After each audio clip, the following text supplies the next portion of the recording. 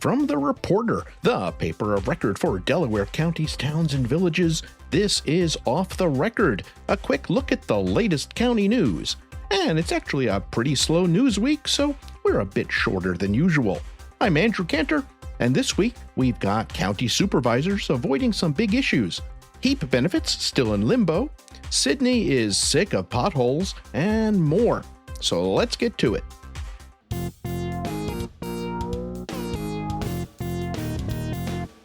When some county supervisors don't want to take action on an issue, what do? They stick it in a committee and then make sure it never comes out of committee. That way they can say it's on their radar but never actually have to do anything about it. Two cases in point. Should the county share sales tax revenue with the towns and villages that collect it? And should citizens be allowed to comment at the supervisors' meetings? Both of those have just sat in committee going nowhere. And when Delhi's supervisor Maya Bukai brought this up at the supervisors' meeting, she was promptly shut down.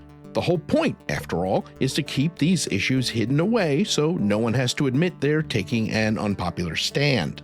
So they told Bukai everything has to go through committee, and by go through, they meant get stuck in. She pointed out that the process wasn't working, but Tina Mole and the gang weren't hearing it. In a lovely bit of irony, they told her to, wait for it, take it to a committee.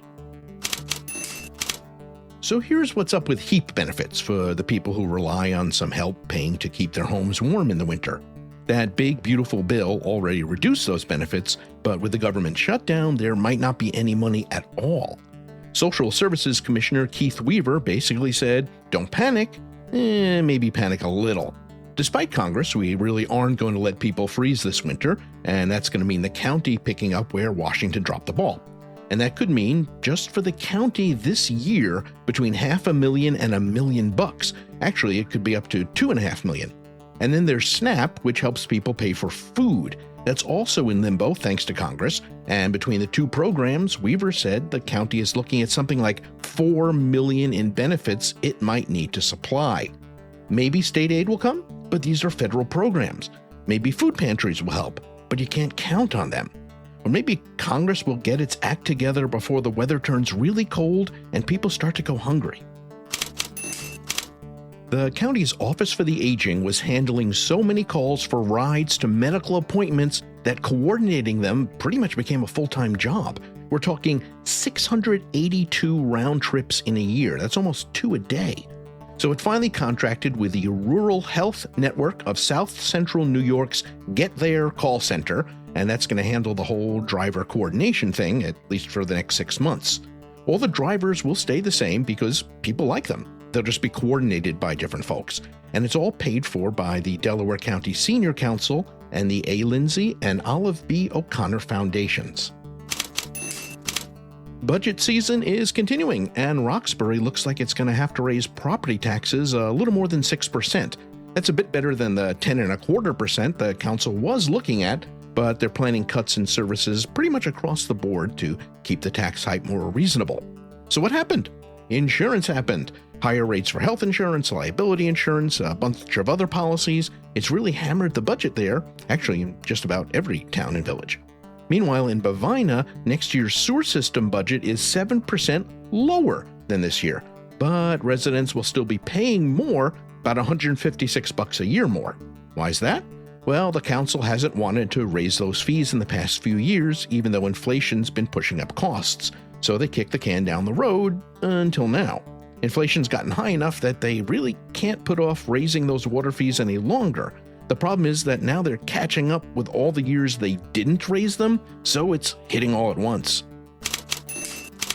If you've ever driven to any of the stores along Delaware Avenue in Sidney, you may have noticed a pothole or 2, or 3, or 10. It's really kind of a mess, and it's been that way for a while. Thing is, the potholes are just on the edge of private property. Well, private-ish. It's mostly owned by the county's Industrial Development Agency. Well, it's gotten to the point that the village trustees are sick of these monster holes that people have to drive through or around or into. So they basically said, fix the potholes or we will, and we will bill you for it. Stamford passed a law requiring residents to allow Department of Public Works people to come in and replace water meters.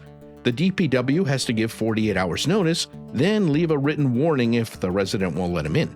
After that, the penalties start adding up, and eventually the water is turned off right in the middle of the resident's shower.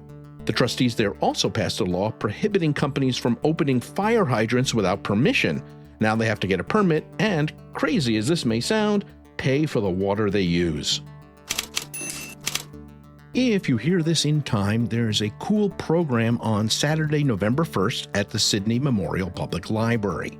John Tybee, he's a local author and historian, is giving a presentation on how the O&W Railroad helped the war effort back in World War II. It's part of the Sidney Historical Association's big celebration of Scintilla's 100th anniversary because the railroad operated these war worker specials for Scintilla employees. Anyway, it's Saturday the 1st at 11 a.m. in the Sidney Library. It's free, of course, but Larry Halbert from the Historical Association tells me the last program got more than 100 people there, so you probably don't want to show up late. And that's it for this week's Off the Record. I told you it was going to be a short one, just not a lot of news.